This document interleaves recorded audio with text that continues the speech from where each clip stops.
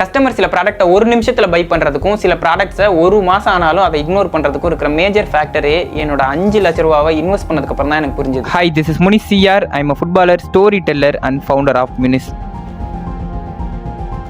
என் பிராண்டோட ideal customer பர்சனாவை நான் கிளியராக அண்டர்ஸ்டாண்ட் பண்ண அப்புறம் தான் என்னோட மேஜர் மிஸ்டேக்கே என்னன்றது எனக்கு புரிஞ்சுது. It's not a price, it's not a quality, it's something call the purchase trigger. Actually என்னோட டார்கெட் ஆடியன்ஸ் ஹார்ட் ஒர்க் பண்ணுற பட்ஜெட் கான்சியஸ்னஸ் அதிகமாக உள்ள மிடில் கிளாஸ் பீப்புள்ஸ். ஸோ ப்ராடக்ட்டை பார்த்து சில கஸ்டமர்ஸ் பை பண்ணணும்னு நினச்சாலுமே ஜெனியூனாகவே அவங்களால பை பண்ண முடியல. ஒய்? பிகாஸ் மென்டலி அவங்களோட பர்ச்சேஸ் ட்ரிகரிங் பட்டனை நான் ஆக்டிவேட் பண்ணவே இல்லை. எல்லா கஸ்டமர்ஸ் கிட்டேயுமே pain trigger, desire trigger, scarcity trigger, social proof trigger, identity trigger, இந்த மாதிரியான 5 ட்ரிகர் பாயிண்ட்ஸ் இருக்கும். இதுல ஏதாச்சும் ஒரு ட்ரிகர் பாயிண்ட் ஆக்டிவேட் பண்ணா மட்டும் தான் ஒரு ப்ராடக்ட்டை கஸ்டமர் வாங்கலாமா வேணாமான்றதுக்கான ஆப்ஷனுக்கே போவாங்க. ஃபார் யுவர் அண்டர்ஸ்டாண்டிங், பெயின் ட்ரிகரோட ஒன் ஆஃப் த எக்ஸாம்பிள் என்ன அப்படின்னா, கஸ்டமர் அவங்க தேவைக்காக ஒரு ப்ராடக்ட்டை பர்ச்சேஸ் பண்ணணும்னு நினைப்பாங்க.